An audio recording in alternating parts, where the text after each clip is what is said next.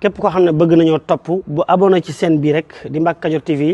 luñ dugaliti dana ko am en exclusivité jërë ngeen jëf.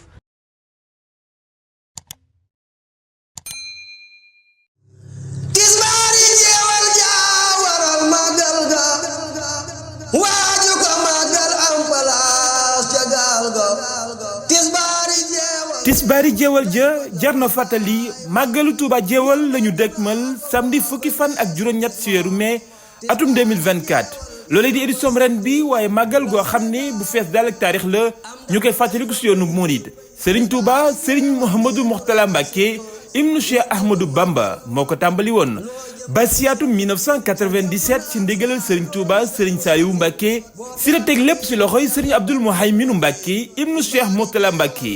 atum 1997 ba léegi mu koy dundal goo xamante ni bi mbooleem ku fi nekkal Serigne Touba Cheikh Ahmadou Bamba feddali nga ko ànd kook moom jamonoy Cheikh Mouhamadou Lamine Bara Mbacké doon lu ñu yeesalaat ngir taarix man ko jàpp mu daal di koy bind ci ab lettre boo xam ne fës na ci ak feddali waaye tamit joxaat ko ndigal ngir mu dundalaat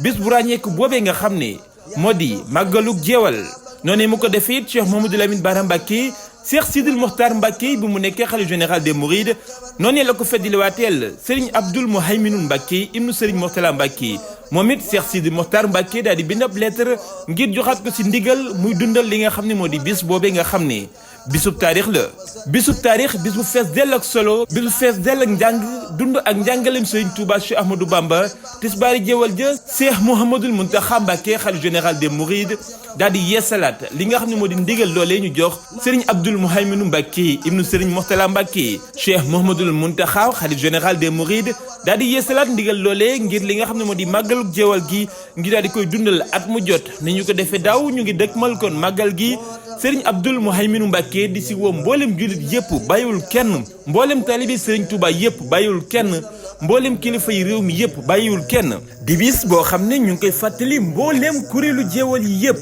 kuréelu jeewal yi nga xam ne bis bi seen yitte la mboolem kuréel yi nekk ci réewum Sénégal ci mboolem région yi rawatina bi région bu Louga ak li ko wër yëpp bis baa ngi noonu fukki fan ak juróom-ñett ci weeru mai atum 2024 samedi 18 mai 2024 ci Touba jeewal gi nga xamante ni bi moom sëriñ bi sëriñ Abdoul Mouhayminu Mbacké ibnu Cheikh Mouhamadoul Mourtala Mbacké dana fay def ay jéego yu am solo ba dëkk ba tàmmi lay ràññeeku bu baax a baax ci wàllum yoon yoo xam ne def na fay rang-rang ba dëkk ba jàppandi ci wàllum dem waaye tamit ci wàllum ndox ak forage bi ñu fa samp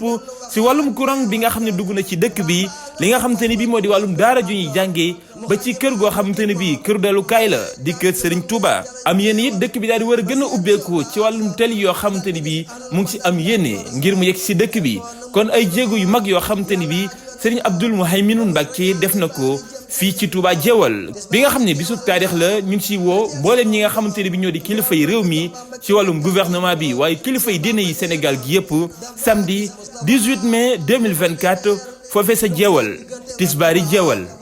ak a jara fàttali hayu safar lañ waafaloo ka nabti loola waral ahlul badar wayanga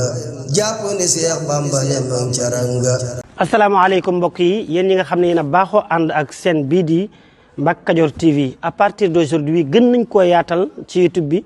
képp koo xam ne bëgg nañoo topp bu abonné ci chaîne bii rek di Mbacke Kadior TV luñ dugaliti dana ko am en exclusivité jërë ngeen jëf.